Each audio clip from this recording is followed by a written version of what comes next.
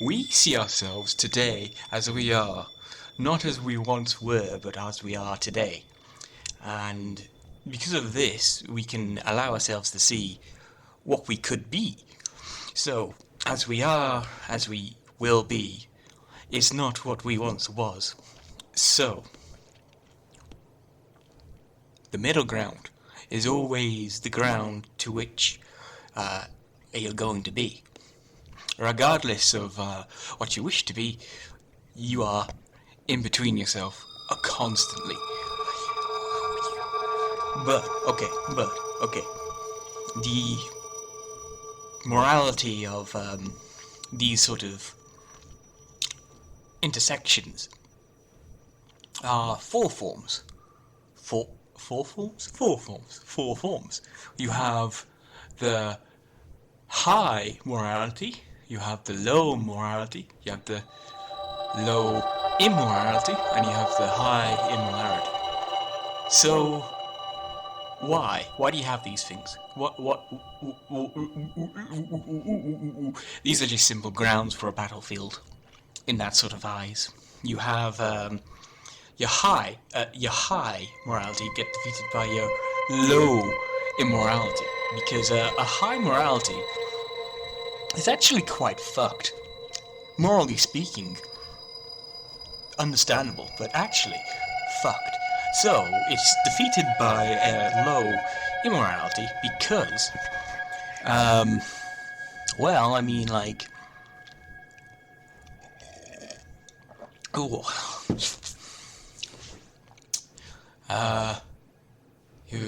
why? Because high morality is like, we must suffer so we can improve ourselves, basically. So, a low morality would be like, I'm going to improve myself by robbing a gas station to buy cigarettes at some other place. Or you should get some, you know what I mean. In this sort of scenario, you see to yourself that it is apathy in that sort of regard that destroys high morality. Somebody who does not care won't understand the simplisticness of you burn yourself to understand why burning yourself is not a good idea. To teach you how to deal with burning yourself. So, high immorality would be like, you capture some people, you provide them shelter, you provide them food, you provide them with all the things that a person would need in order to essentially enslave them for the rest of their lives. So that they can do your bidding for you. But low morality defeats this by, by simply being a good person. You'll never get somebody to do something that is bad, because helping somebody is helping yourself indirectly. You go, I'll not slaughter that old woman, because it's not very nice that. It's not very nice that. I'm a good person. Thanking you for looking after me, kind sir, but no, I won't murder. I won't do these horrible things. Basically. And that's where confusion comes in. Confusion. You put a mist of the fogs of war on the battlefields, and suddenly you don't know where you are in your life. You're very sort of missing. Because you don't know what you don't know, and because you don't know what you don't know, you don't know what you don't know, and thus, you don't know. It's not a terrible thing not knowing things, but what if you knew something, you know? What if you had some sort of semblance of knowing something? You knew that the sun sets in the west, but does it? Does it? But does it? If you didn't know that, then you didn't have but doesn't. You wouldn't have to question yourself if you didn't know anything. So knowing things and not knowing things is a beautiful line of like, how hard can you yell to say that I'm right, I'm right, I'm right, and how best can you do this? Ultimately, how best you can to prove that you are right about something is by punching that fucker out and going, look here,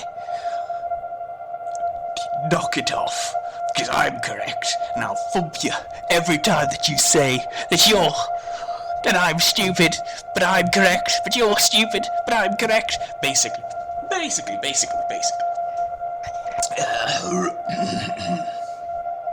Ooh.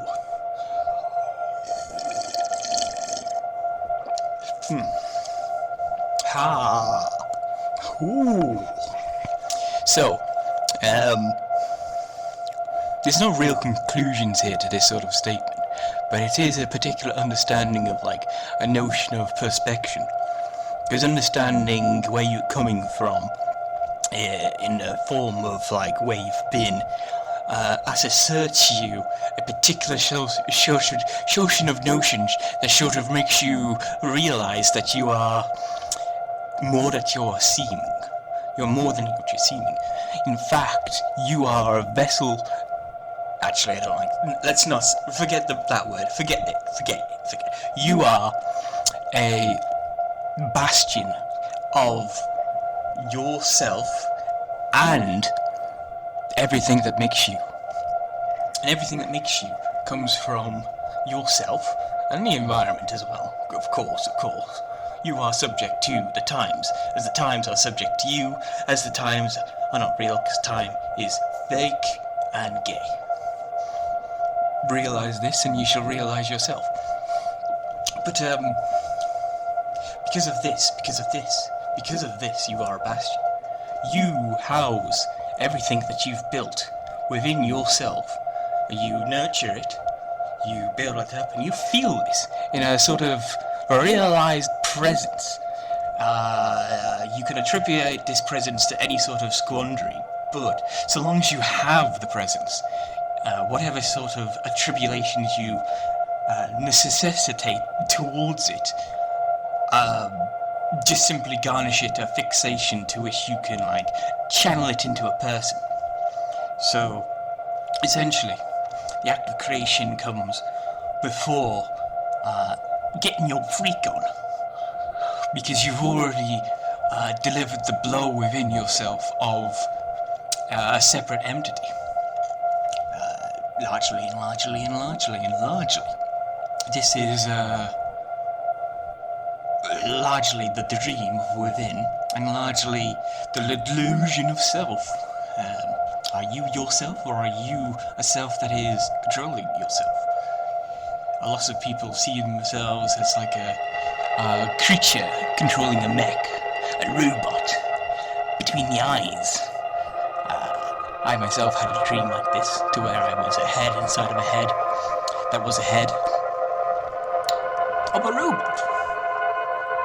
But this is kind of irrelevant now, isn't it? Because if you look at that in sort of like an assertion, you're actually an entire fucking planet of yourself. Every entity within and within you is its own sort of separate miniaturization of you, regardless if it is indeed you or not, if it came from you, if it is a foreign sort of particular, doesn't matter. Largely, this is because life itself gets smaller with scarcity, and this is a very sort of like beautiful assertion, because when you scale upon yourself a waveform of life growing bigger because of bountiful and life growing smaller because of like scarcity, you find yourself a growing of a death layer, right? A death layer of soil that nurtures a constant. It nurtures a constant, which keeps everybody on the surface. Keeps all the things up, all the things down, and keeps everything on a line that grants you self-destruction and self-promotion. Heh, do you like that one? Heh, heh, heh. This quality operates on any scale, right?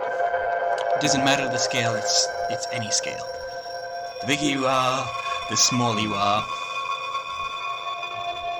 And it largely doesn't have to be, because you can sort of separate yourself from yourself by building a nice little shrine to yourself in the form of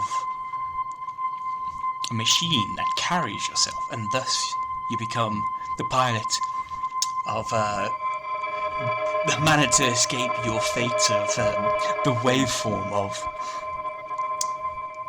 scarcity or prosperity. If you are not the best at your point, then it is proper to create something that is the best of your point. Not very easy to do, not very simple to do. In fact, it's quite impossible. In fact, many people have attempted to do this. And in fact, you yourself do this by simply wearing clothes. Oh.